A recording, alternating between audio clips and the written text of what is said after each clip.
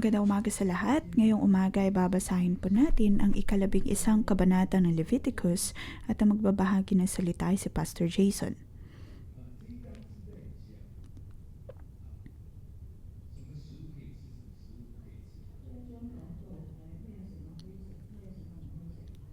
Pinapakita po ng kabanatang ito kung ano ang maaari nating kainin at hindi kainin.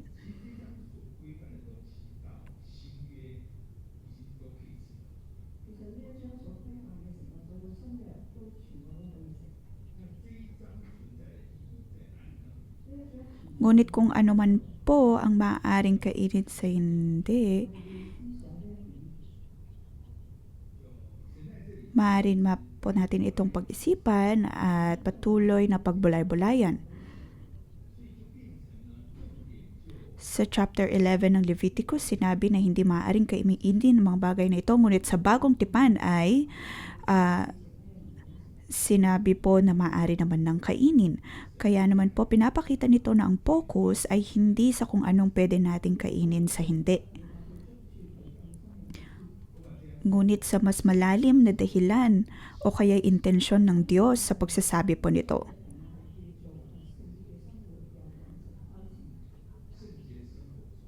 Kaya dito sinasabi po natin na ang banal na buhay ay nagsisimula sa atin pong dieta, pagkain.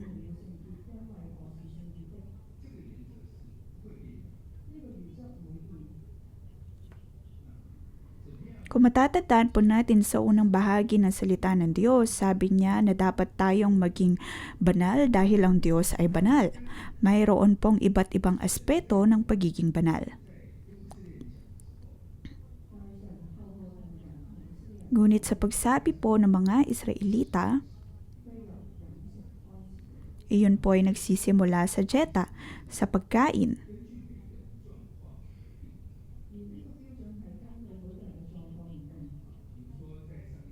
At ito po ay inaayon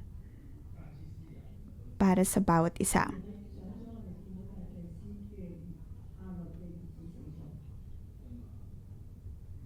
Kung matatandaan po natin, ang dalawang anak ni Aaron na mga pari ay naparusahan po ng Diyos.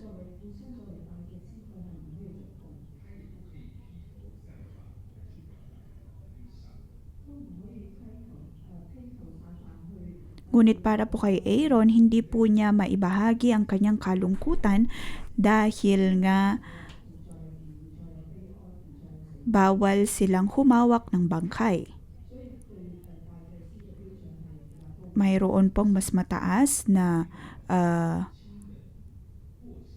inaasahan na tuntunin para sa mga punong pari.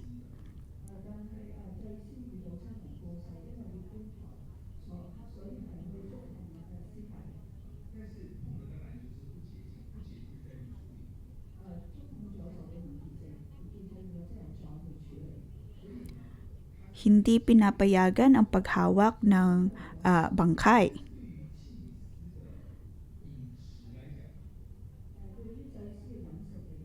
Ngunit ang pagkain po, pagdating ng mga pari, sa nakaraang kabanata, sinabi po doon na hindi dapat sila uminom ng kahit anong alkohol. Ngunit para sa iba ay maaari po itong gawin. Kaya mapapansin natin na mayroon pong mas mataas na tuntunin pagdating sa mga pari.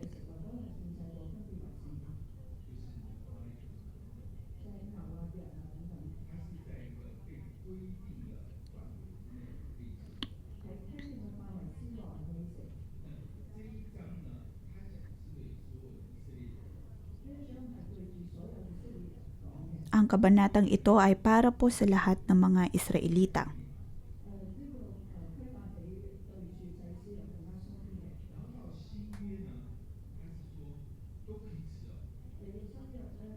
Sa bagong tipan, nabanggit na lahat ay maaari pong lahat ay maaari na pong kainin ng tao. Ngunit isang aspeto, maaari po tayong uminom ng alkohol, ng inuming nakakalasing.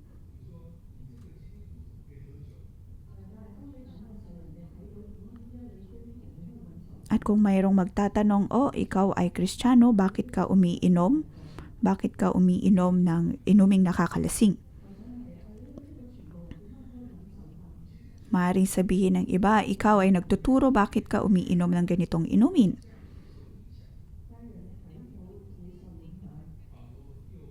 Ngunit may mga tao na apektado po ng mga ganitong katanungan. O kaya may ibang nagsasabi o kaya maapektuhan kung mayroong isang lingkod ng Diyos na umiinom ng inuming nakakalasing. Maaaring ito ay nakakaapekto sa iba, kaya sinabi naman ni Pablo na mas mabuting wag nang uminom, lalo na kung ito ay nagiging dahilan ng pagkatisod ng iba. Nais po nating makita ang kalooban ng Diyos pagdating po sa pagkain.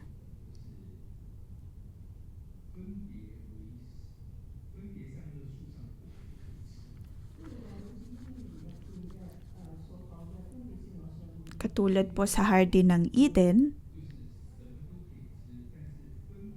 ang prutas mula sa puno na nagbibigay kaalaman ng mabuti at masama, hindi po hinahayaan ng Diyos na ang tao ay kumain mula dito.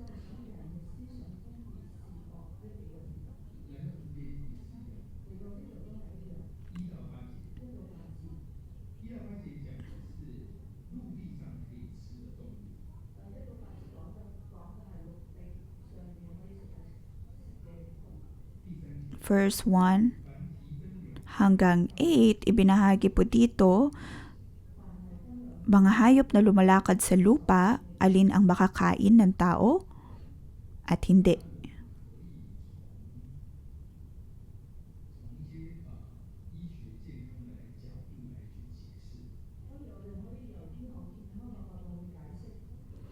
Maaari po itong maipaliwanag ayon sa konsepto ng medikal. Wala pong masyadong sinabi ang Diyos pagdating sa bagay na ito.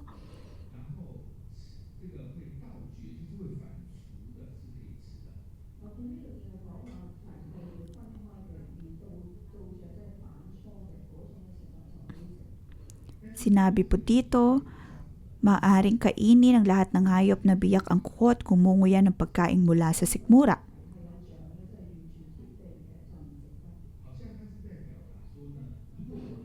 Ngunit, mayroong mga ngumunguya ngunit hindi biyak ang kuko at sila ay hindi dapat kainin.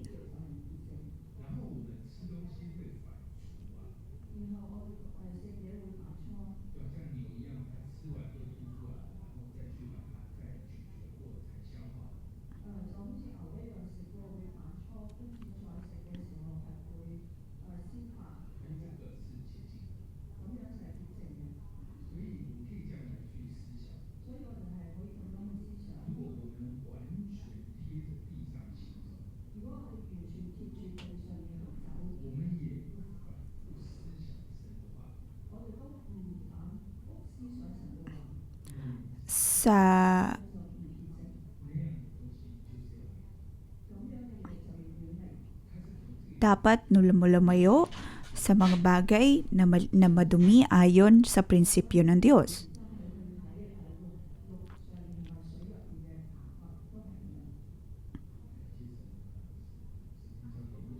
Ngayon, narito po si Pastor Joshua upang magbahagi ng salita ng Diyos.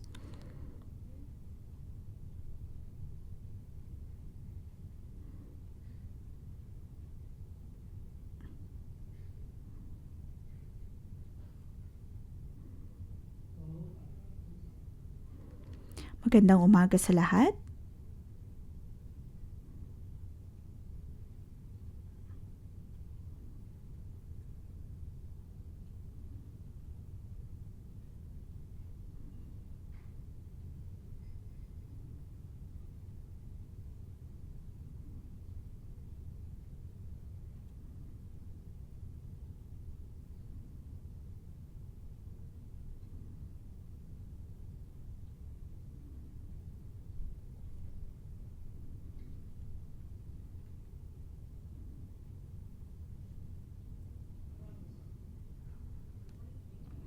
Magandang umaga sa lahat. Atin pong pagpatuloy ang pagbabasa ng libro ng Leviticus. Nabasa po natin ang 10 kabanata kahapon. Para sa akin, ang kabanatang iyon ay napakahalaga. Lalo na't ibinabahagi po natin ang salita ng Diyos. Ang mga naglilingkod sa Panginoon, ang mga pari. Ngunit para sa mga kapatiran, tayo pong lahat ay pinili ng Diyos upang maging maharlikang pari. Sa atin pong paglilingkod, ito po ay mahalagang pagpapaalala ng Diyos para sa atin. Para po sa chapter 10,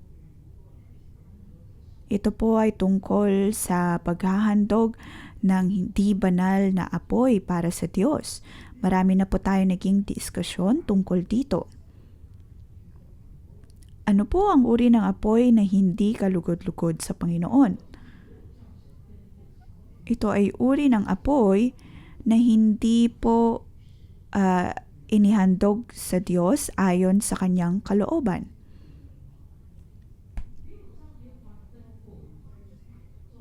Ito ay hindi ayon sa kalooban ng Diyos. Bilang kaharian,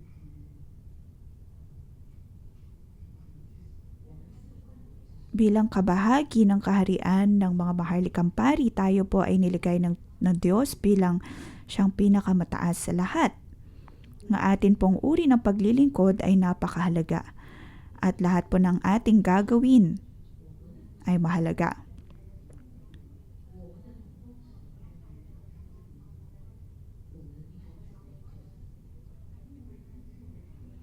Dito naman sa kabanatang ito, ipinapakita lamang na lahat po ng ating ginagawa ay maaari pong makaapekto sa iba.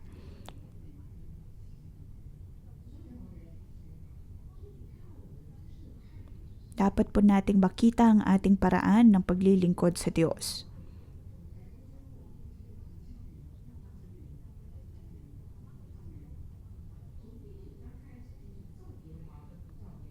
Sa chapter 9, nabasa po natin ang maraming mga kautusan ng Diyos, mga tuntunin ng Panginoon. Kahit po sa chapter 8, sinabi doon, sinabi ni Yahweh.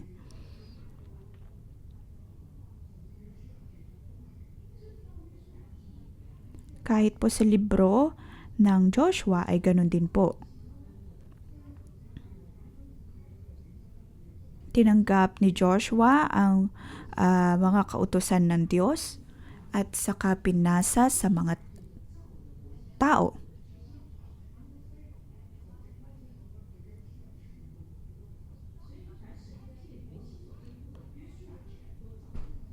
Ginawa ni Joshua ang lahat ng salitang nagbula sa Panginoon at nagbula kay Yahweh. Pagkatapos sa chapter 10 verse 1, nabasa po natin doon kung paanong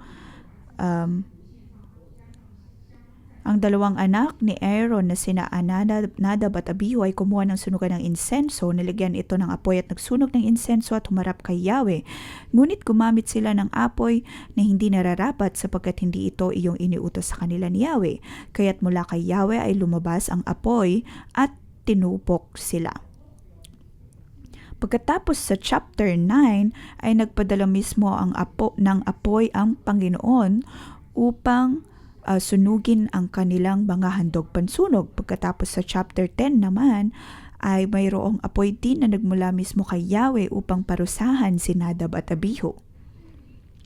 At kung pupuntahan po natin ang chapter 16,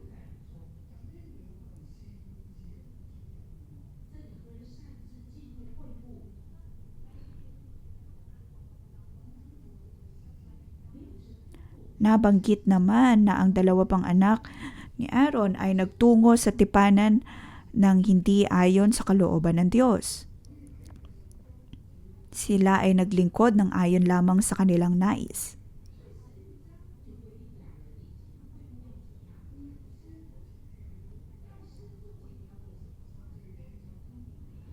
Sa 16 ay sinabi mismo ni Moses ang pangungusap ni Yahweh. At pinagsabihan si Aaron na makakalapit lamang siya sa dakong banal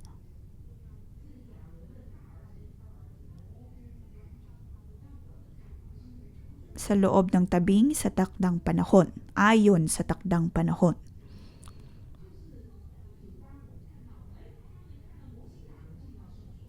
Ngunit nakita ng dalawang anak ni Aaron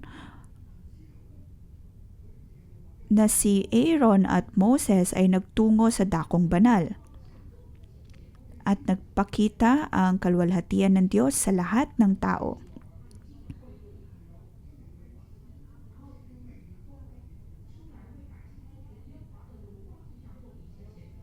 Balik sa 9 verse 23, sina Moses at Aaron ay pumasok sa toldang tipanan. Paglabas doon, binasbasan nilang mga tao at nakita ng lahat ang maningning na kaluwalhatian ni Yahweh.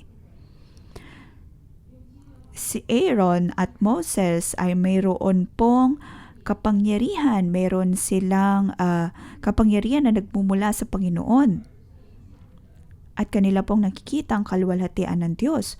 At maaring sa anak naman po ni Aaron, kanila pong inisip, ako ay anak ni Aaron. Ako ay kabilang sa ganitong pagkakatawag, sa ganitong kaluwalhatian, kapangyarihan.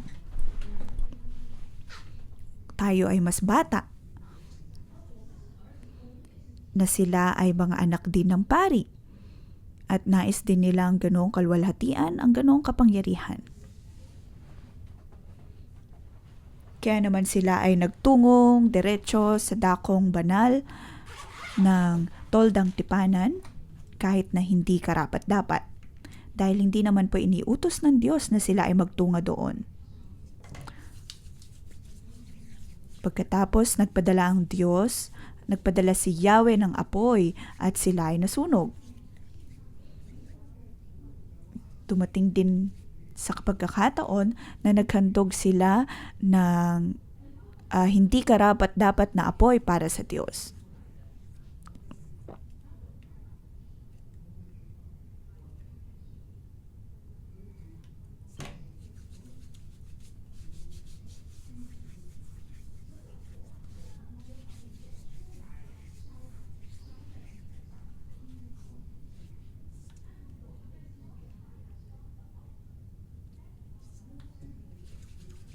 Sa aking pag-unawa, ang apoy ay nagmula mismo sa Panginoon dahil kung matatandaan po natin sa chapter 9 ay nagpadala ang Diyos ng apoy upang sunugin ang kanilang handog na sinusunog. Kaya ang apoy ay nagmula mismo sa altar. Pagkatapos, ang dalawang anak ni Aaron sa kanilang pag-iisip, ito ay apoy na nagmumula sa Panginoon at yun ang kanilang ginamit. Ngunit hindi pa rin ito karapat-dapat.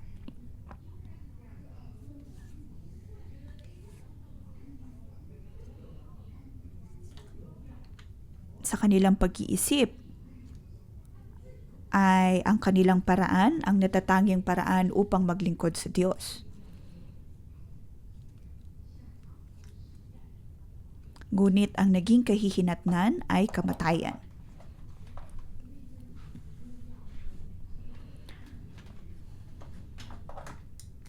Ang 10 kabanata ay napakahalaga at nais kong magpatuloy sa pagbabahagi nito dahil ito ay napakahalaga. Pinapaalala lamang po nito na sa atin pong pagdulog sa Diyos, dapat po tayong magtungo sa Kanya ayon sa Kanyang kalooban, lalabas mula sa Kanyang presensya ayon pa rin sa Kanyang kalooban. Kaya po para sa ating mga lingkod, kung tayo po ay maghahandog sa Diyos, magbabahagi ng salita ng Diyos, huwag po natin itong gawin ng basta-basta. At huwag maghandog sa Diyos ng di karapat-dapat. Huwag natin laging isipin, nais kong maging mas magaling kaysa kay Pastor Joshua o kaya maging katulad ni Pastor Joshua kung kaya inyong gagamitin ang apoy na di karapat-dapat.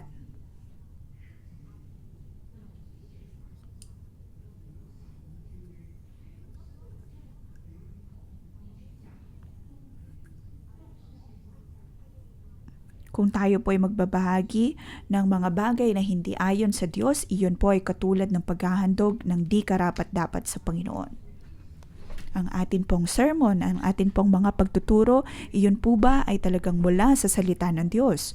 O ginagamit natin ang salita ng Diyos upang ipakita na tayo ay mas magaling? O kaya ginagamit ang pagtuturo mula sa mundo?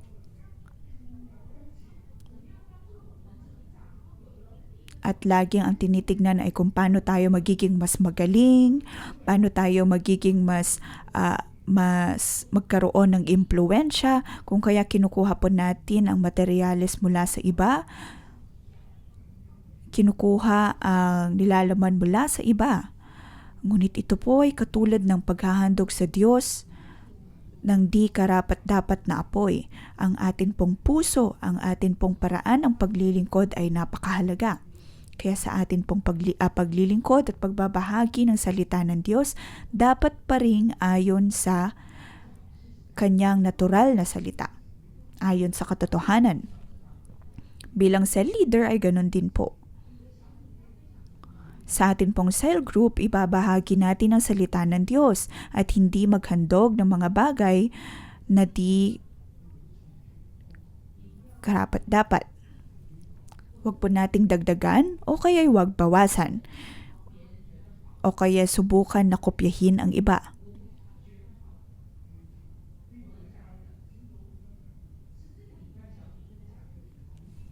Ang atin pong ibabahagi sa cell group, sa atin pong mga cell group kada linggo ay dapat na mula sa salita ng Diyos, mula sa pulpito, kung ano man ang sinasabi ng Panginoon.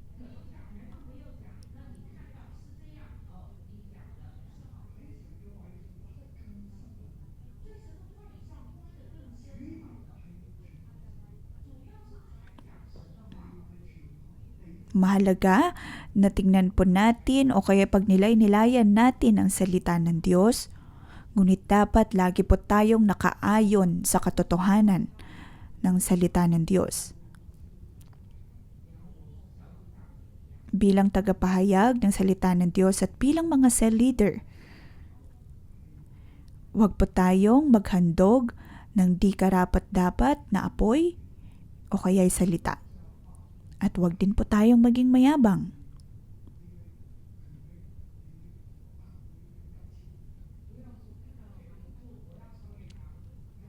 At iniisip po natin, ang ating otoridad ay hindi ganoon kagaling, nais mong ungusan ang iyong otoridad. Ngunit hindi po ito ang paraan ng paglilingkod.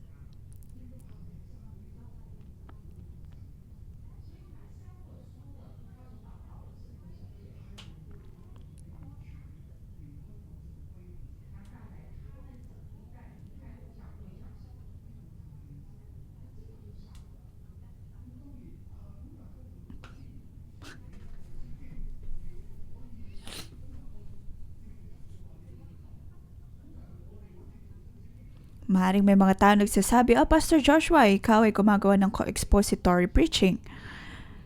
Pagkatapos may mga magtatanong, kapag ako naman ang gumagawa ng expository preaching, parang lagi akong mali. Anong dapat kong gawin? Ngunit ang katanungan ay kung ano man po ang natanggap natin mula sa salita ng Diyos at iyon ang ating ibabahagi. Magkaiba man ang ating natanggap, ayos lamang. Iyon ay okay lamang. Dahil naunawaan ng Diyos ang bawat isa sa atin. Katulad po sa huling bahagi ng chapter 10,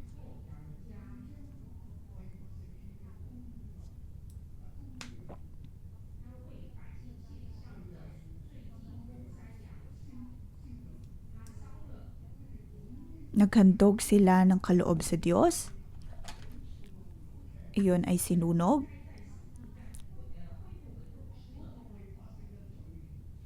At ang sabi ay dapat po nilang kainin ang mga handog sa labas ng toldang tipanan upang makita po ng lahat. upang makita po ng lahat ang pagpapatawad ng Diyos sa kanilang kasalanan.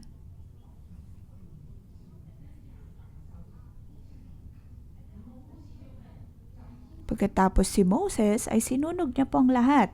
At ano po nangyari sa tupa, sa toro?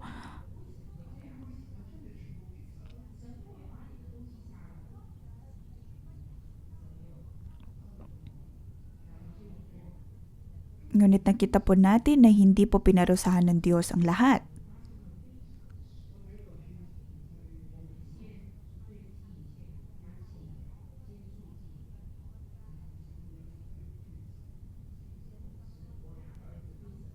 Naroon ang paghahandog ng handog pangbutil, handog na pansunog. Ngunit dahil sa pagkakasala ng dalawang anak ni Aaron, maaring sa puso ni Aaron ay kanya pong iniisip, paano ako makapaglilingkod? Paano ako makapaghahandog? Gayong naparusahan ng aking mga anak.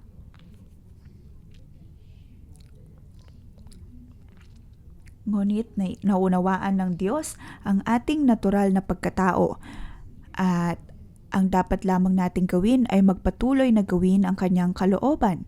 Kung hindi man natin maabot ang kanyang tuntunin, ay naroon pa rin ang habag at grasya ng Panginoon.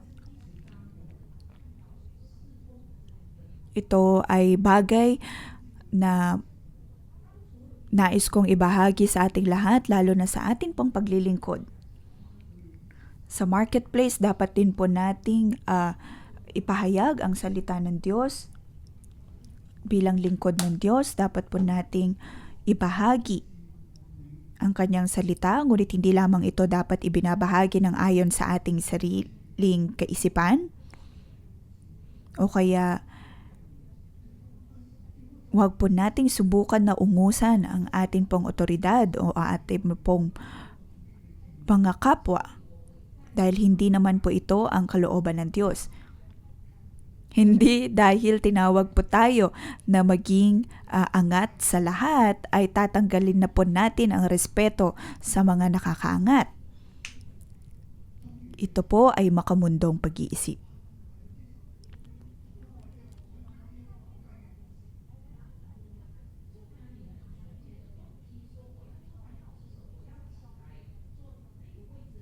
Mari sa isip po natin, dahil nga head over all things, angat sa lahat. Kaya dapat matanggal ang mga nasa itaas upang ako ang maitaas at nang magawa ko ang kalooban ng Diyos, ito po ay maling intensyon, ito ay maling prinsipyo. Dahil ang dapat ay antayin po natin ang kalooban at ang pagkakataon na ibinibigay ng Diyos at gawin lamang kung ano man ang kanyang kalooban ayon sa tamang pagkakataon, ayon sa tamang paraan. Ngayon naman sa chapter 11.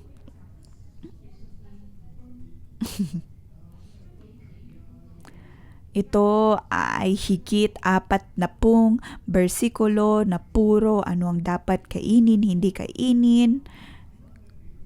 Marami po tayong mababasa. Ngunit bibigyan po natin ito ng pamagat.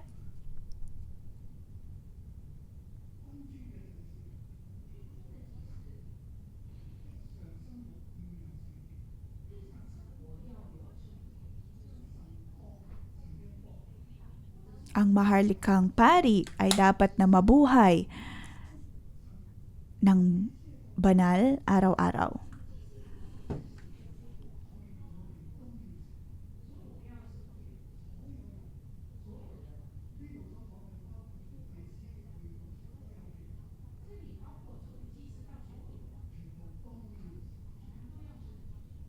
Ang lahat ay dapat na maging banal.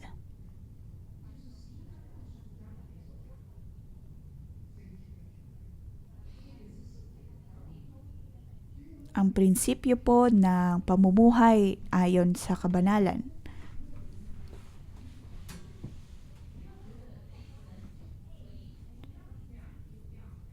Pagdating po sa pamumuhay ng may kabanalan,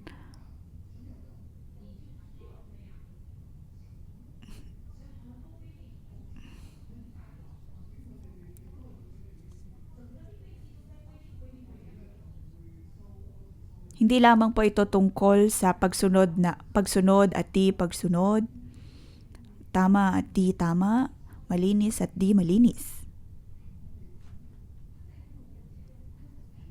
Ngunit sinasabi po ng libro ng Leviticus na mayro ang paraan upang makadulog sa dakong banal. Katulad po ng 2 anak ni Aaron, hindi po sila dumaan ayon sa kalooban ng Diyos. Kaya sila ay namatay.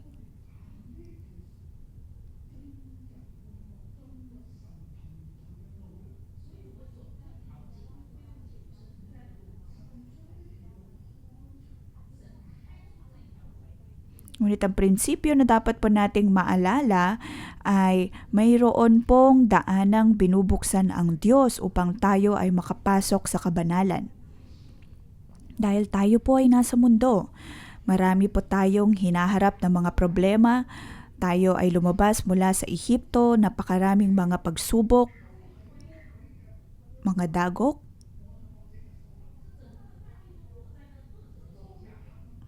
At ang buong mundo ay lagi pong naapektuhan ng kadiliman. Kaya naman po tayo din ay punong-puno po tayo ng ganitong kababaan, punong-puno ng kadiliman, puno ng opresyon, puno ng kamatayan.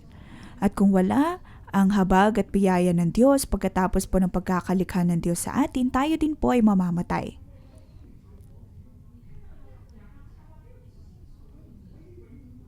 Kaya kung si Adan at Eva ay hindi po kumain mula sa puno ng buhay, sila po ay mamamatay.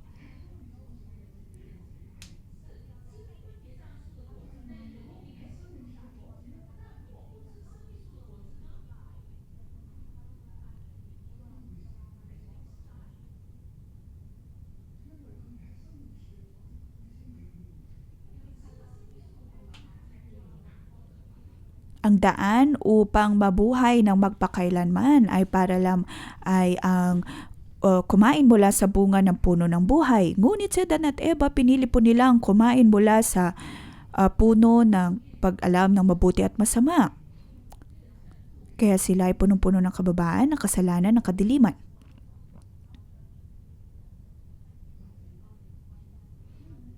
Madalas na maapektuhan ng kaaway.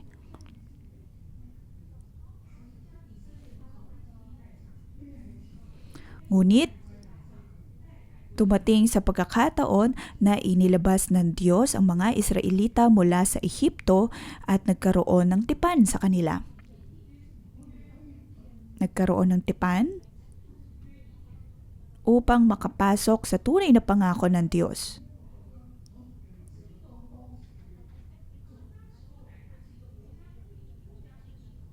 At noong panahon na iyon, ang pagtipan na ito ay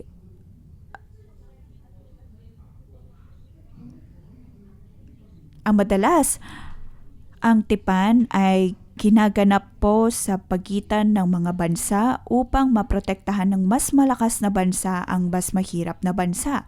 Ngunit sa konseptong ito, ang Diyos ang nagkakikipag-alyansa sa mga Israelita upang sila ay iligtas. Pagkatapos, inilabas sa Ehipto, dinala sa Sinai, at ang presensya ng Diyos ay nagpakita doon. Sinabihan sila na lumikha ng toldang tipanan dahil iyon ang presensya ng Diyos at upang siya ay makapamalagi kasama nila.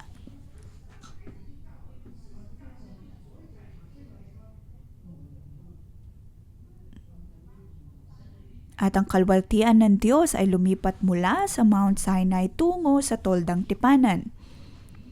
At ang Diyos ay nanatili sa dakong banal. Ang toldang tipanan ay nasa sentro ng kampo ng Israel at naroon sa sentro ang presensya ng Diyos. Ang Diyos, ang kanyang kalwalatian ay bumaba mula sa kalangitan upang makasama ang mga tao. Ngunit ang tao bilang puno ng kasalanan, paano sila makakatungo sa banal na presensya ng Diyos? Kung kaya naman po narito na ang Leviticus na itinuturo kung ano ang dapat nilang gawin at di dapat gawin upang maging banal. Ngunit ang lahat ng ito ay napakahirap na sundin, kaya naman po sa bagong tipan ay dumating ang Panginoong Hesus bilang sakripisyo at bilang siyang tanging daan upang tayo ay maligtas at makabalik sa kabanalan.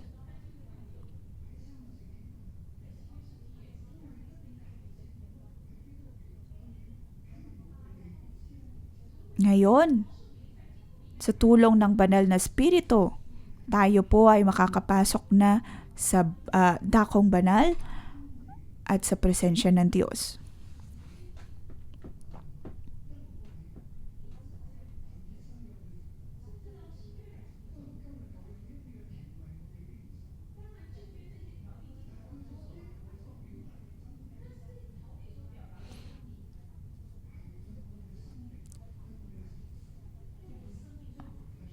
Sa lumang tipan, puno po ng mga pagpapaalala o kaya'y mga batas na sinusunod.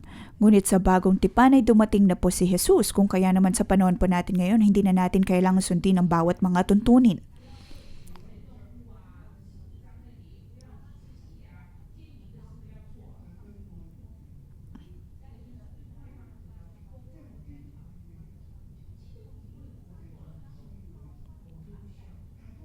Ang Panginoong Hesus ay nagsakripisyo na upang tayo ay makalaya.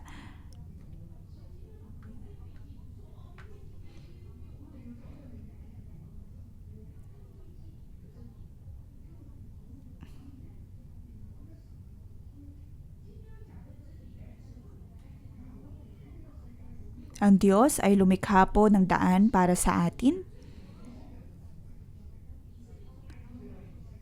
Mula sa kadiliman, mula sa kasalanan ay nakalabas ang mga Israelita. At ngayon ay narito ang salita ng Diyos upang tulungan sila upang makapasok sa dakong banal. Ang mga Israelita ay dapat na panghawakan ang mga batas na ito. Ngunit sila din ay nabigo.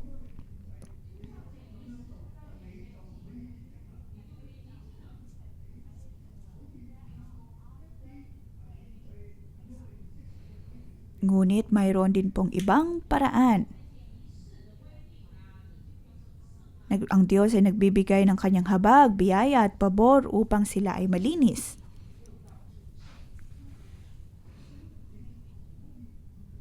Malinis, madalisay at maging banal. Kung ikaw ay banal, maaari kang umarap sa Diyos dahil ang Diyos ay banal na Diyos. Dapat po tayong maging banal.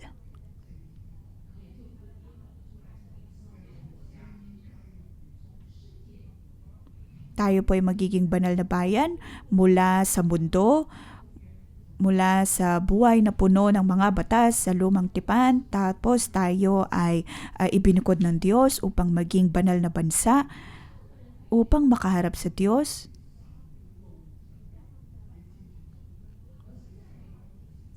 Ayon pa rin sa kalooban at daan na ipinagkakaloob ng Diyos. Hatiin po natin ang kabanatang ito sa dalawang bahagi. Mula verse 1 to 40 ang unang bahagi.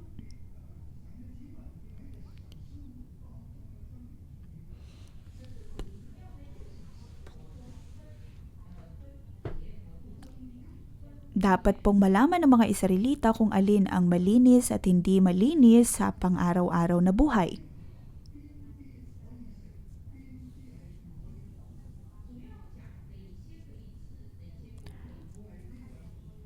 Sa kabanata pong ito, pinapakita kung alin ang maaaring hawakan at di hawakan.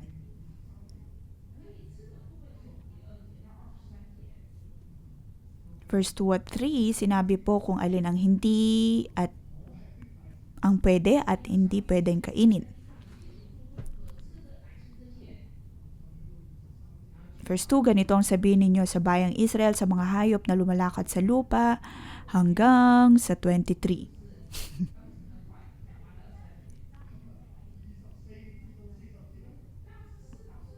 24 hanggang 40.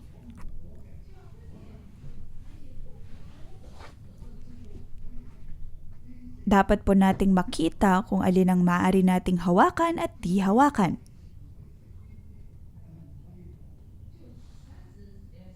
Kaya sinabi po dito, alin ang maaaring hawakan sa hindi, alin ang maaaring kainin sa hindi.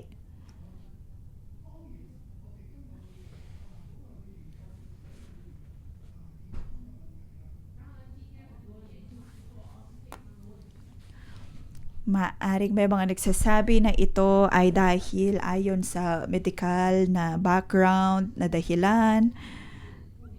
Totoo na ang Diyos ay lagi pong iniisip ang ating kalusugan, ngunit hindi lamang po para sa aspetong iyon. Isa pang dahilan. May mga hayop, may mga isda,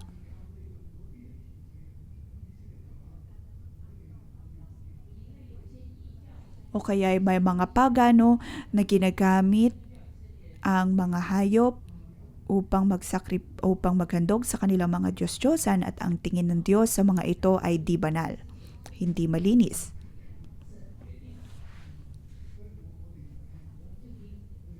Ngunit dito, ang Diyos ang siyang nagpapasya kung kaya dapat tayo ay dapat na makinig, dapat na sumunod, hindi kainin ang di dapat, hindi hawakan ang di dapat. 24 hanggang 40, sinasabi kung alin ang maaari nating hawakan sa hindi. Nais ng Diyos na tayo ang may buhay ng banal na buhay. Ngunit paano kung tayo ay mabigo? Anong maaari nating gawin?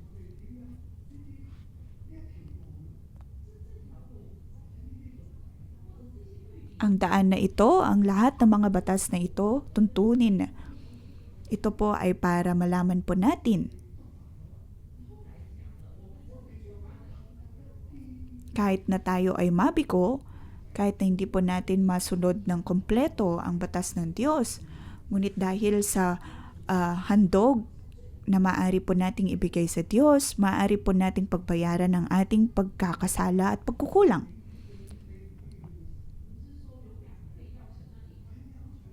Hindi po ibig sabihin na dahil nagkasala tayo ay hindi na tayo haharap sa Diyos, ngunit narito ang mga paraan upang makabalik tayo sa Kanyang presensya.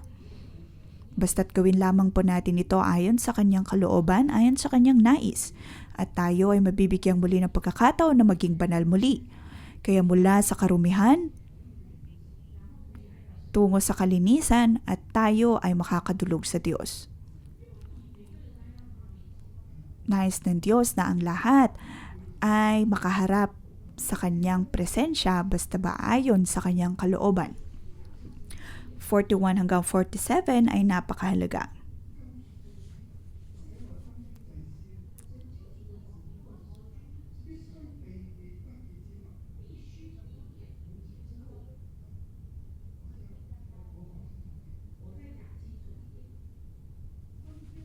Ang mga lingkod ng Diyos ay dapat na umiwas sa mga di malinis na bagay.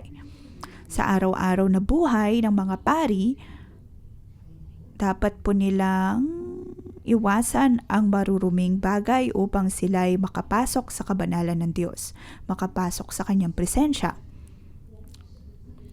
Tayo pong lahat ay tinawag ng Diyos, lingkod ng Diyos, at dapat po nating iwasan ang mga di banal o kaya ang mga marurumi upang makapasok tayo sa presensya ng Diyos.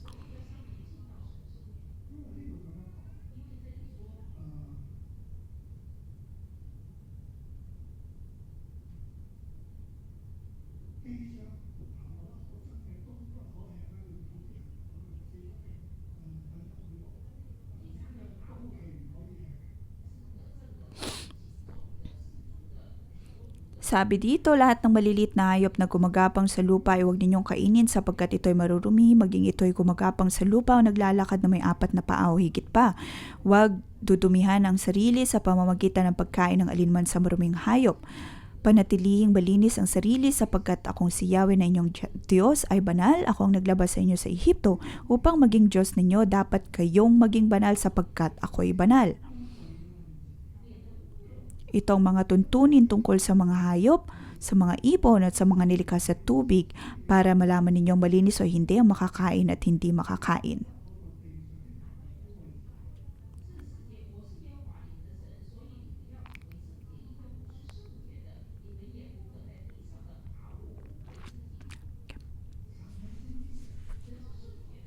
Ang Diyos ay banal? Sinasabi ng Diyos na siya ay banal. Kung tayo po ay dudulog sa Kanya, dapat din po tayong maging banal. Kung hindi tayo banal, hindi tayo nalinis, hindi po tayo makakapasok sa Kanyang kalooban.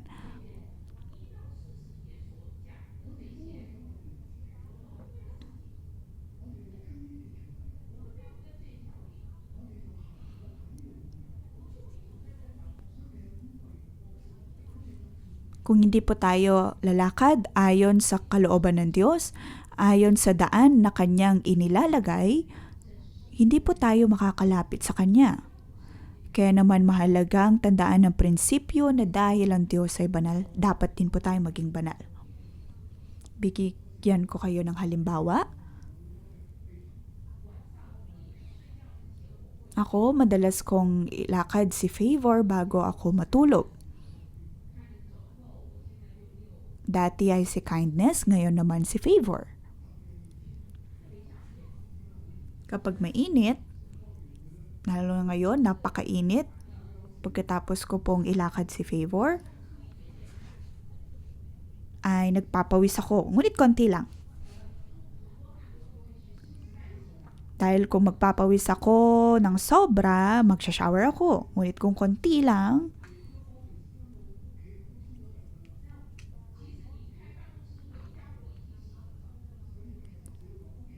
dahil madalas ay naligo na ako kapag nakaalis ng office. Ngunit pag nilalakad ko si Favor, suot ko naman ang inner, so hindi naman ako magpapawis, hindi ako mangangamoy. Pagkatapos ay nagtungo ako sa higaan. Pagkatapos naamoy ako ni Simo. Sabi sa akin ni Simo, ang baho mo, mag-shower ka. Ito ang aking halimbawa. Kami bilang mag-asawa,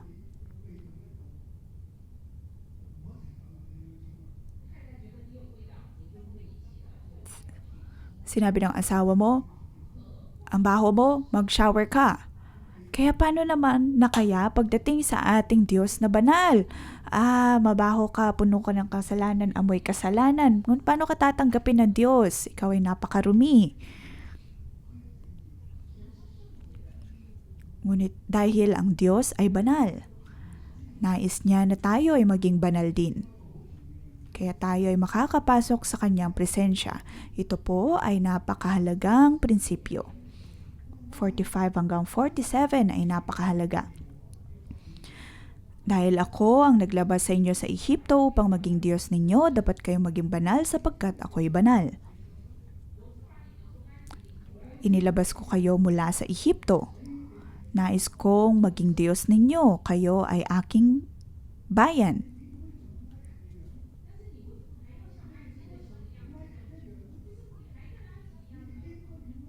Hindi lamang dapat kayo matatili sa pagiging katulad ng kayo'y nasa Ehipto. Dapat kayong mabukod dahil nais ko kayong maging bayan ko.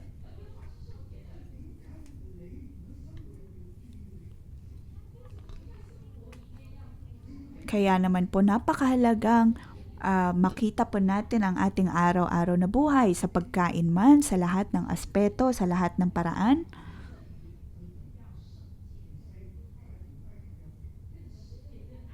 Dapat tayong maging banal upang mabukod po tayo maiba sa mga nasa Ehipto, nasa kadiliman. Dapat na maging banal sapagkat ang Diyos ay banal.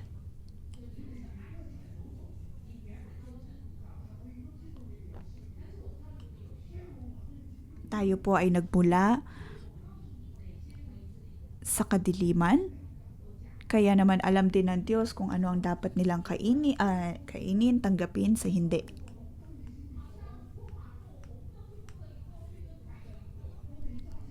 Katulad po sa traffic light, kung iyon ay naka-red light, dapat kang tumigil, hindi magpatuloy na magmaneho. Hindi ka rin naman pwedeng dumaan sa pedestrian lane. Meron pong mga batas pagdating sa trapiko. Sa parehong paraan, ang Diyos ay mayroon din pong mga batas na dapat nating sundin. Dapat na maging banal upang mapasok ang kanyang presensya. Verse 47, para malaman ang malinis o hindi ang makakain at hindi makakain.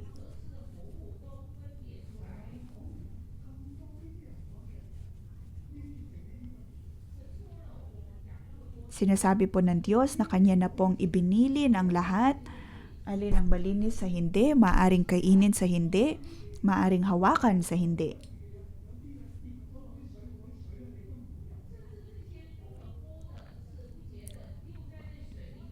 Kung ang isang di malinis na bagay ay dumapo sa tubig, hindi dapat inumin ang tubig na iyon. O kaya na itabi sa lalagyan, magiging marumi din iyon. Ayon pa rin sa salita ng Diyos, ayon sa batas ng Diyos, hindi ayon sa ating pag-unawa o kaya kaisipan. Kaya naman po ang pari ay dapat na ibahagi ang salita ng Diyos hindi ayon sa ating sariling pag-iisip, ayon sa ating konsepto.